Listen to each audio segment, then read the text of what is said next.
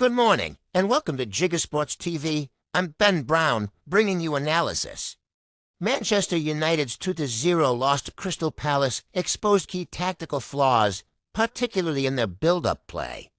United struggled to maintain control due to poor positional structure and frequent passing errors. Their inability to progress the ball effectively left them vulnerable as Palace capitalized by disrupting passing lanes and applying coordinated pressure, forcing turnovers that led to dangerous counterattacks. Palace's defensive setup was compact and disciplined, cutting off key passing options and exploiting United's lack of cohesion. This match highlighted the consequences of a disorganized build-up against a well-structured opponent. In this analysis, we'll dissect United's build-up failures, examining their positional mistakes, and identifying necessary adjustments to improve ball progression and gain control in future matches.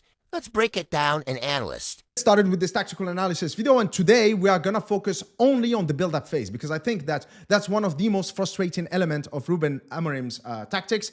We struggled with that for years, but especially in this 3-4-3 system, which I think is not really conducive to expensive build-up football from Manchester United. Now, of course, under Ruben Amorim, and in this video I'm going to highlight the good, which allowed us to have a lot of control in the game, as well as the bad. In the second half, all of those principles that the Manchester United players simply forgotten, they simply vanished from their collective memory.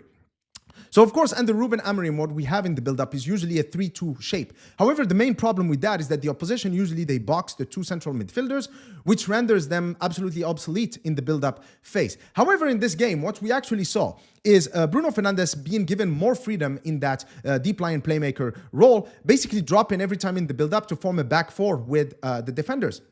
This had a few advantages. The first one is obviously the fact that it gives us another man here, which means that the opposition cannot really commit to the press because we simply have more players behind the ball. Therefore, we can pass around them. By doing that, they will actually compromise their defensive structure and we'd be able to go through the middle. Also, the other thing is that we end up with 5 opposition players occupying Ugarte.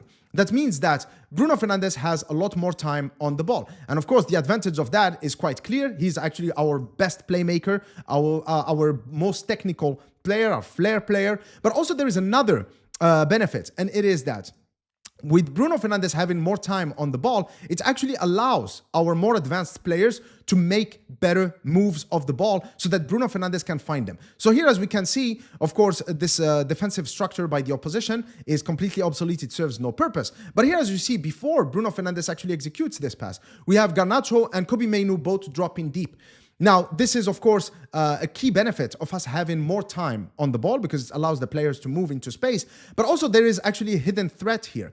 And it is that as the opposition were focused on the central areas, Mazraoui was actually able to make quite a nice run into space. And Bruno Fernandes, because he was given a lot of time, he was able to execute quite a precise ball. So now, Kobbie Mainoo and Garnacho, who both dropped deep, now have made long busting runs into the box. And here Kobbie Mainoo, just like in the game against Steaua Bucharest, is able to attack that half space. And Garnacho is positioning himself the way a striker would into that, 6-yard box. And this should have been a goal. And it would have been a wonderful goal because just displays some really amazing, principles of build-up play. And I just loved it. That was a pretty good sequence from Manchester United. Here's another example of the role of Kobbie Mainoo playing in that false 9. Again, that structure from the opposition.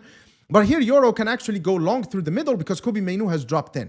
But that's not the end of it, because as Kobbie Mainoo laid the ball to Amad Diallo, what we see here is this move by Garnacho, which is impeccable because instead of hugging the touchline in that left winger position, he knows that with the ball being here, he needs to come in and support the players. What this does is that now it allows us to have this triangle of players who are quite technically at ease with Amad, Garnacho, and Kobbie Mainoo, and incessant movement. This means that there is always options. Therefore, we can actually keep moving the ball more effectively. Same thing here in this sequence with Bruno Fernandes again dropping in the defense to collect the ball. Same thing, this like diamond or pentagon shape from the opposition is all kind of remaining busy with Ugarte. But Ugarte is not really the threat. In fact, we don't really need Ugarte in the build-up as much as we need Bruno Fernandes.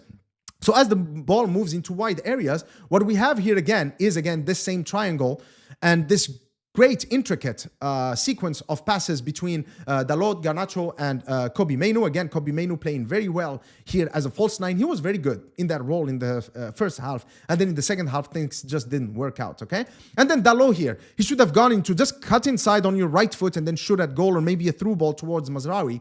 But of course, Dalot, I don't know how a player with this low of a football IQ can still play for Manchester United. Now, I hate being mean and calling players names, but Dalot's decision-making is just absolutely insane. Guys, if you've made it this far into the video, please don't forget to give it the thumbs up. Anyway, let's keep going. So here what I have is actually the story of the game when it comes to attacking momentum. And as you can see, for the first half, the majority of the momentum has been in Manchester United's favor, with the exception of this part right here, where actually Crystal Palace had a couple of good clear-cut chances.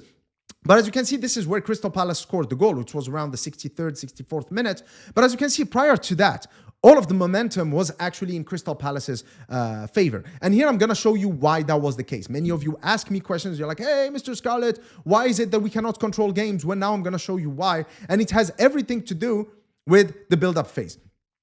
58 minutes, so 5 minutes leading up to us conceding the goal. This is what happened. Again, same shape. But here we're going to see a problem with the decision-making of the players, because here, Lisandro Martinez had two options. He could have gone with a, albeit risky, pass, but Lisandro Martinez can execute that. He's technically very good, towards Kobbie Mainoo. Or he could have played the safest option, which is to go with Dalot, who then could find Kobbie Mainoo, and even Garnacho is actually further than Kobbie Mainoo. So here the problem is, of course, the decision-making of Lisandro Martinez with the ball, but then, of course, the movement of Kobbie Mainoo, which was not optimized. Same thing here in this sequence. So again, the same structure from the opposition. We go into the right wing, but then here as Ugarte gets the ball, this area right here, who is there?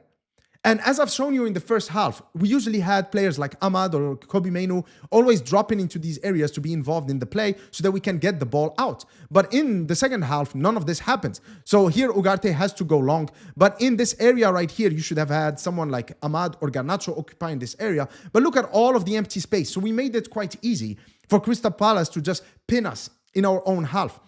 And we just kept on handing them the ball over and over again. Look, 61st minute. We are talking about a couple of minutes since the other sequences I showed you. And here Crystal Palace used a different setup. So here they were kind of like pressing us through the middle with three players. But then with Munoz and Eze over here, just holding their positions and just waiting for the triggers, which means when the ball goes into the wide areas. And again, they were quite effective with this method as well, as you're going to see here. As the ball moves towards the wide area, notice how Munoz is not actually involved.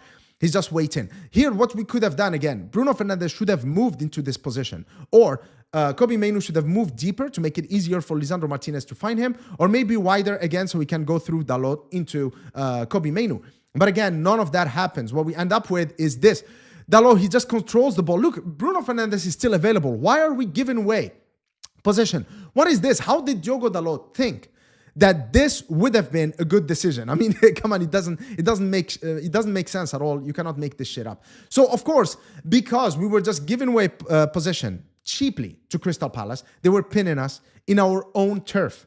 That means that a lot of our players, you could see that they were starting to get rattled, especially Lisandro Martinez. And then, of course, he commits this foul, which in my opinion is kind of unnecessary. And then, of course, from that foul, Crystal Palace, of course, were able to score from quite a basic set piece. Again, he and Lenioro should have won this. I mean, that's just a lack of positioning from Lenioro. Of course, you expect that from younger players, but come on, we got to do better, okay? And then, of course,